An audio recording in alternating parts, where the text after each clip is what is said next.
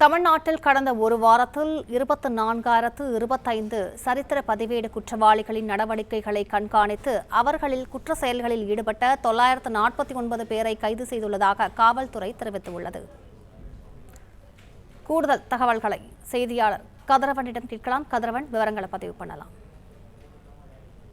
சட்டம் மற்றும் ஒழுங்கை பராமரிக்கும் நோக்கில் முன்னெச்சரிக்கை நடவடிக்கையாக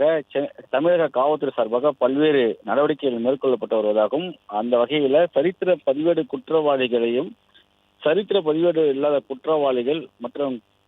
குற்ற செயலில் ஈடுபடுவதை வகைப்படுத்தி அவர்களை கைது செய்யும் நடவடிக்கையில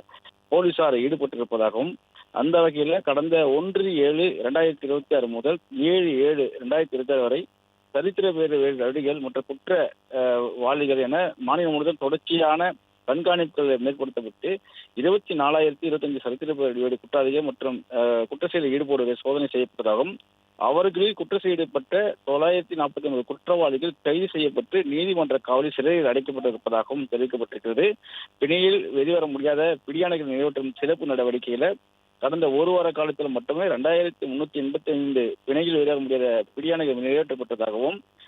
நிலுவையில் உள்ள ஜாமீன் வெளிவர முடியாத பிடியாணைகள் NBW என்று சொல்வார்கள், அவற்றை நிறைவேற்றும் வகையில தலைமறைவு குற்றவாளிகளை கைது செய்வதற்கான அனைத்து முயற்சிகளையும் அவர் ஈடுபட்டிருப்பதாகவும் தமிழக காவல்துறை சார்பாக ஒரு சுற்றறிக்கை வெளியிடப்பட்டிருக்கிறது. அதே போல மாநிலம் முழுவதும் உள்ள மாநகர காவல் ஆணையர்கள், மாவட்ட காவல் கண்காணிப்பாளர்கள் மற்றும் சிறப்பு பிரிவு அதிகாரி ஆகியோருக்கு சரித்திர பதிவேடு குற்றவாளிகள் மற்றும் குற்ற செயலில் ஈடுபடுவோர், தொடர் குற்றவாளிகள் மற்றும் சமூக விரோதி மீது தொடர்ந்து கண்காணிப்பை மேற்கொள்ளவும், வழக்கமான சோதனைகள் மட்டுமல்லாமல் தடுப்பு நடவடிக்கைகள் மற்றும் நெருக்கமான கண்காணிப்புகள் மூலம் குற்ற செயல் தடுக்கவும் சட்டம் மற்றும் ஒழுங்கை பராமரிக்கவும் அறிவுறுத்தப்பட்டிருப்பதாகவும், தொடர்ந்து மேற்கொள்ளப்பட்ட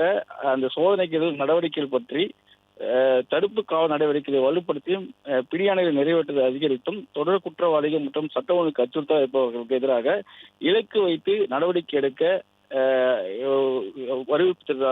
வற்புறுத்தியிருப்பதாகவும் தெரிவிக்கப்பட்டிருக்கிறது. அதே போல மாநிலம் முழுவதும் பொது ஒழுங்கை உயர்தரத்தை பராமரிப்பதற்கு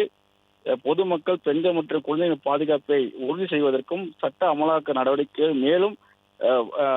வலுப்பெற்றிருப்பதாகவும் தமிழக காவல்துறை தரப்புல தெரிவிக்கப்பட்டிருக்கிறது.